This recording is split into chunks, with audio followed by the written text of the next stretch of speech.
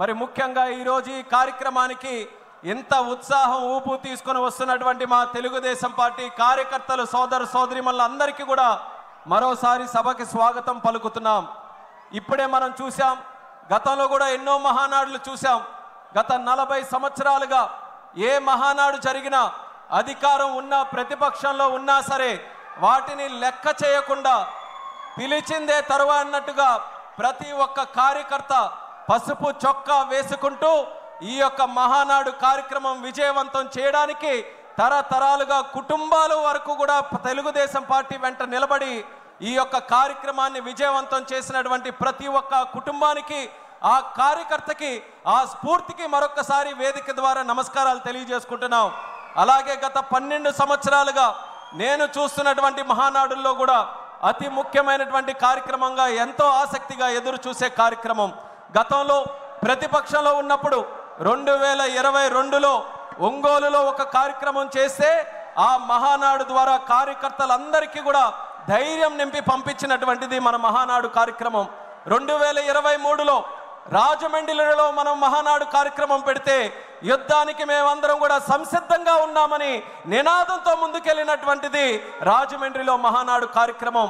ఆ స్ఫూర్తితో కార్యకర్తలు, నాయకులు, పార్టీ అందరూ కూడా కష్టపడి ప్రజలతో మమేకమై దేశ చరిత్రలోనే ఎన్నడూ లేని విధంగా 94% స్ట్రైక్ రేట్తో ప్రభుత్వాన్ని ఎస్టాబ్లిష్ చేసినటువంటి ఏకైక రాష్ట్రం మన ఆంధ్రప్రదేశ్ రాష్ట్రంగా కీర్తించబడినటువంటి మన కార్యకర్తల తాలూకా సహకారం మరొకసారి గుర్తు చేస్తున్నాను.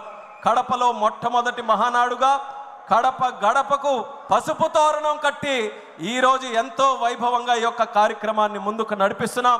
ఇప్పుడే మనం చూసాం, యువ నాయకుడు నారా లోకేష్ అన్న గారు ఒక యువ నాయకుడుగా కార్యకర్తల గుండెల్లో, ప్రజల గుండెల్లో ఒక సుస్థిరమైనటువంటి స్థానం సంపాదించుకొని ఈరోజు ప్రజా నాయకుడిగా ఎదిగి ఆయన తాలూకా ఆలోచనలతో 40 సంవత్సరాలు స్వర్గీయ నందమూరి తారక రామారావు గారి తాలూకా నాయకత్వంలో, నారా చంద్రబాబు నాయుడు గారి నాయకత్వంలో ఈ 40 సంవత్సరాలు తిరుగు లేకుండా పార్టీ ఏ రకంగా ముందుకు నడిచిందో మరో 40 సంవత్సరాలు కూడా తిరుగు లేకుండా తెలుగు జాతి ఉన్నంతకాలం, సూర్యచంద్రులు ఉన్నంతకాలం తెలుగుదేశం పార్టీ అనుక్షణం ఉండాలనే ఆలోచనతో మరొక 6 శాసనాలని మన అందరికీ కూడా అందించడం జరిగింది మన లోకేష్ అన్న గారు.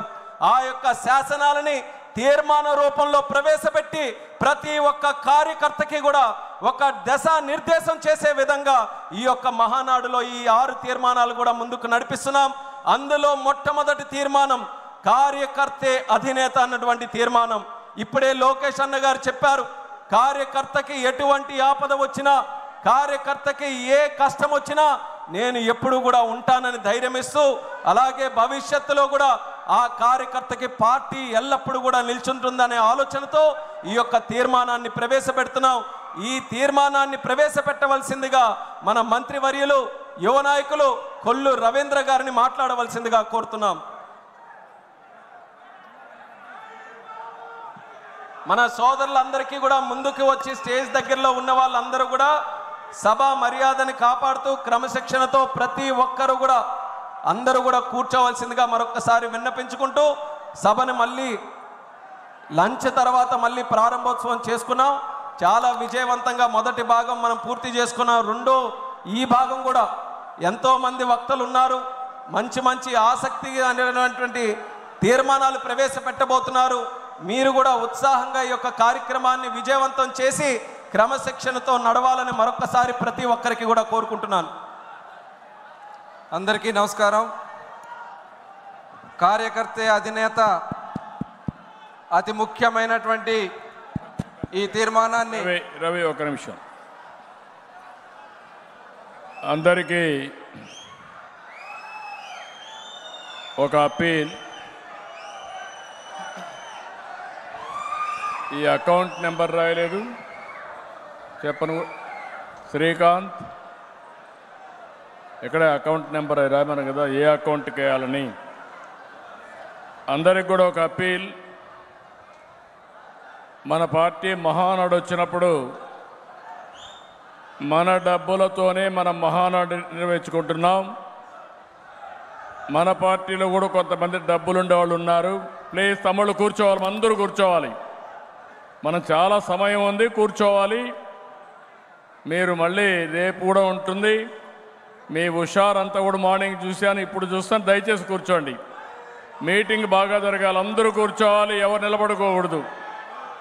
మీరు నిలబడుకుంటే వెనకాల వాళ్ళకి కనపడదు. ప్లీజ్ దయచేసి వెళ్ళాలి. మీ సీట్లో మీరు కూర్చోండి. తమ్ముళ్ళు వెళ్ళాలి. మనం సీనియర్ లీడర్స్ అంతా బాధ్యత కలిగిన వాళ్ళు వెనక్కి వెళ్ళాలి. Please carry on.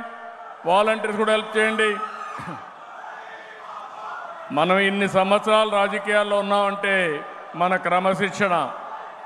మళ్ళీ 40 ఏళ్ళు రాజకీయాల్లో మనం సుస్థిరమైన స్థానంలో ఉండాలంటే క్రమశిక్షణ ఉండాలి. అందరూ వెళ్ళాలి.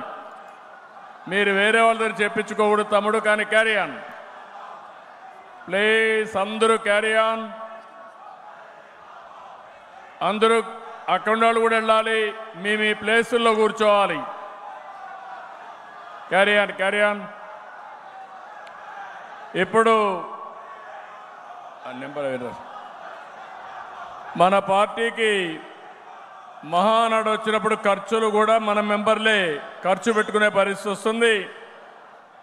ఎప్పటికప్పుడు ఎవరైతే 10 రూపాయలు ఉండే నాయకులు కానీ కార్యకర్తలు కానీ పార్టీకి విరాళాలు ఇస్తే అది పార్టీ ఖర్చులకే కాకుండా పార్టీ కార్యకర్తల సంక్షేమానికి కూడా మనం ఉపయోగించుకుంటాం.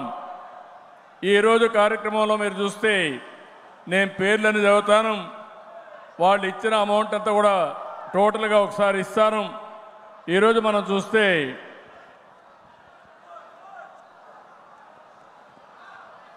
వేమిరెడ్డి ప్రభాకర్ రెడ్డి గారు, పి నారాయణ గారు, టీజీ భరత్ గారు, Sana Satish garu, SRC infrastructure company, Damarthi Janardhan, Vemana Satish, Adireddy Srinivas, Pulivarthi Nani, Dinesh Reddy, Polam Reddy,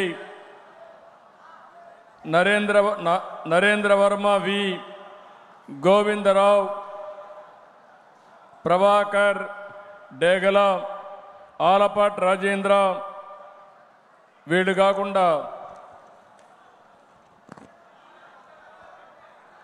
BC Janardhan Reddy, Anam Ramanarayana Reddy, Partha Sarathi, Kollu Ravindra, Magunta Srinivasulu Reddy, Ganga Prasad, Kondapalli Srinivas, P Pullarao, GV Anjaneyulu, Bojjala Sudheer Reddy, Gaddi Padmavati,